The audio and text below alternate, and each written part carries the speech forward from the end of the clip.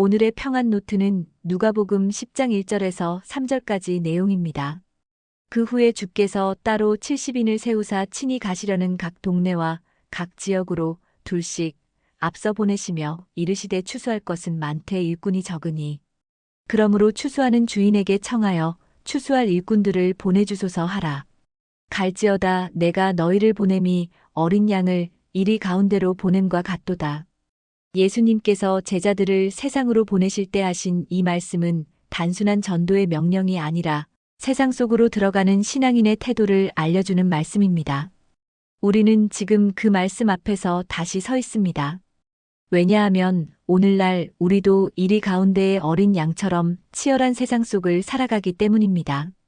많은 이들이 왜 이렇게 힘든가, 왜 세상은 이렇게 각박한가를 묻습니다. 사실 인류의 역사는 늘 갈등과 싸움의 역사였습니다. 우리가 알고 있는 제1차, 제2차 세계대전도 참혹했지만 그보다 앞서 유럽에서는 1618년부터 1648년까지 30년 전쟁이라는 거대한 종교전쟁이 있었습니다. 이 전쟁은 단순한 정치 싸움이 아니라 종교적 신념이 부딪힌 참혹한 전쟁이었습니다. 가톨릭과 개신교의 대립 속에서 유럽 대부분의 나라가 휘말렸고 약 800만 명이 죽었습니다. 당시의 독일은 인구의 3분의 1이 사라질 정도로 참혹했습니다. 그 전쟁을 직접 목격한 프랑스 화가 자크 칼로는 1632년 전쟁 한복판에서 참상의 현장을 그렸습니다. 그 그림에는 신앙의 이름으로 서로를 처단하는 인간의 비극이 담겨 있습니다. 똑같이 하나님을 믿고 예수 그리스도를 주로 고백하는 이들이 서로를 죽였습니다. 그것이 바로 신앙이 이데올로기가 되었을 때의 무서움입니다. 이런 역사는 반복되었습니다. 1994년 르완다에서 일어난 제노사이드, 100일 동안 100만 명이 학살당한 비극 또한 기독교인들 사이에서 벌어진 일이었습니다. 당시 르완다 국민의 90%가 기독교인이었습니다. 그러나 그들은 서로를 죽였습니다. 심지어 성당 안에서 신부가 사람들을 몰아넣고 죽였다고 합니다. 하나님의 집이 살육의 현장이 되었던 것입니다.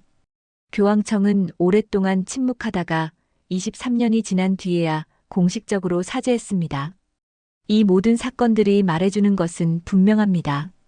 세상에서 가장 무서운 것은 이데올로기가 결합된 신앙입니다.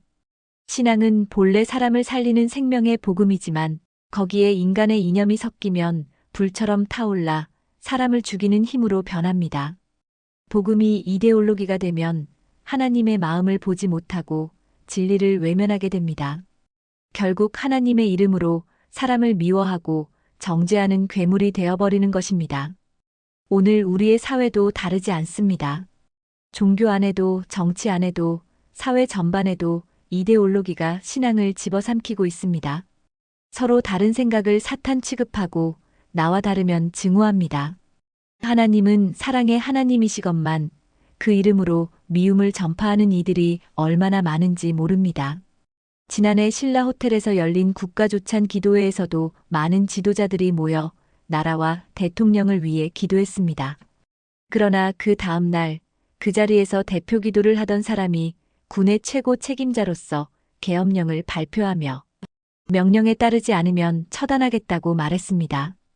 불과 열흘 전 그는 세계 평화를 위해 기도했습니다.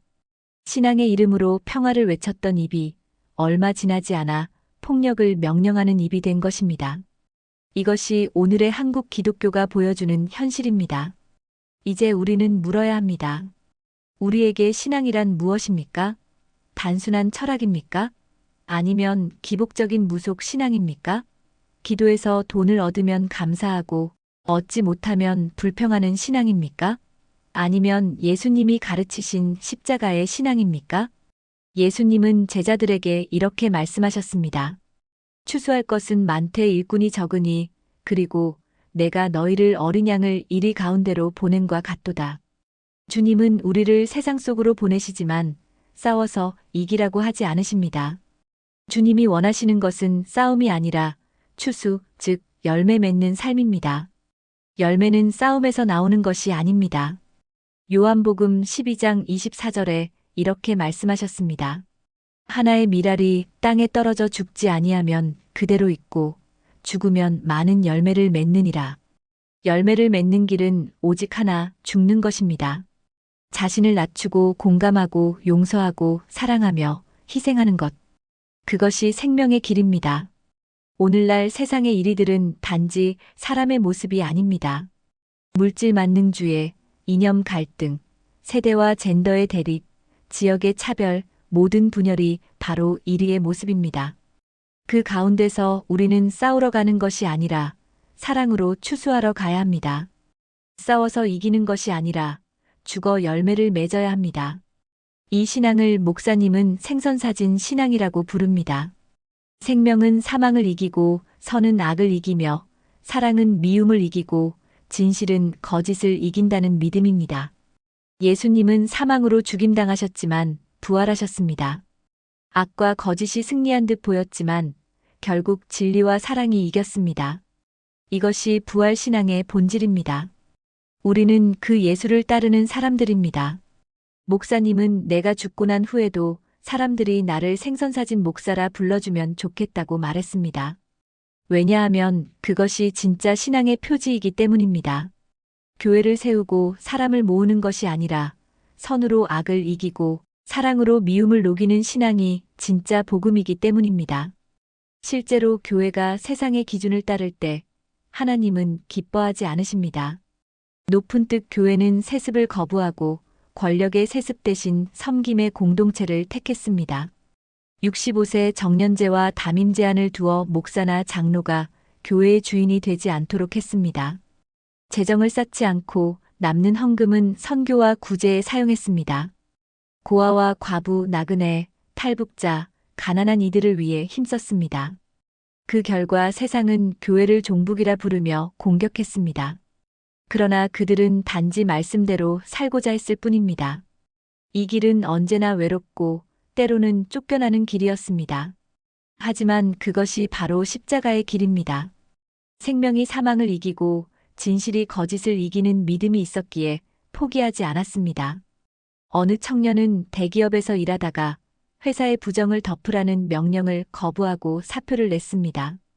그는 진실을 위해 자신의 삶을 내려놓았습니다. 목사님은 유혹이 올 때마다 그 청년을 떠올렸다고 합니다. 교회가 세상의 유혹을 거부할 수 있는 이유는 바로 그런 진실한 믿음의 증인이 있기 때문입니다. 교회는 새 예배당을 떠나야 할 때조차도 그것을 싸움의 이유로 삼지 않았습니다. 싹 다 놓고 가자는 결정은 단순한 미덕이 아닙니다. 그것이 바로 십자가 신앙의 실천입니다. 사랑으로 이기고 손해로 승리하는 것. 그것이 생선사진 신앙입니다. 오늘 우리가 붙잡아야 할 신앙은 단순한 종교가 아닙니다. 예수를 따르는 삶, 진실 앞에서 목숨을 걸고 사랑하는 일에 최선을 다하며 선으로 악을 이기는 삶입니다. 그것이 바로 추수의 신앙입니다. 우리 사회 곳곳에 이미 많은 기독교인들이 있습니다. 기업에도 정치에도 교육에도 예술에도 신앙인들이 자리하고 있습니다. 그러나 그들이 세상을 바꾸지 못하는 이유는 십자가 신앙을 잃었기 때문입니다. 우리가 진실로 부활의 소망을 품고 십자가의 길을 걸어간다면 세상은 반드시 변할 것입니다. 생명이 사망을 이기고 선이 악을 이기며 사랑이 미움을 이기고 진실이 거짓을 이긴다는 믿음으로 살아갑시다.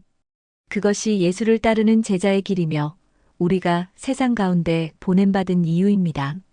주님께서 말씀하셨습니다. 갈지어다 내가 너희를 보내노니. 이제 우리가 그 부름에 응답해야 할 때입니다. 십자가의 길을 걸으며 사랑과 진실로 열매를 맺는 삶. 그것이 오늘 주님이 우리에게 맡기신 추수의 사명입니다. 기도로 마무리하겠습니다. 주님, 우리의 신앙이 이데올로기가 되지 않게 하시고 복음이 사람을 살리는 생명의 능력으로 나타나게 하옵소서. 다른 사람을 정죄하기보다 품고 미워하기보다 사랑하며 싸워서 이기기보다 죽음으로 열매 맺는 제자가 되게 하옵소서.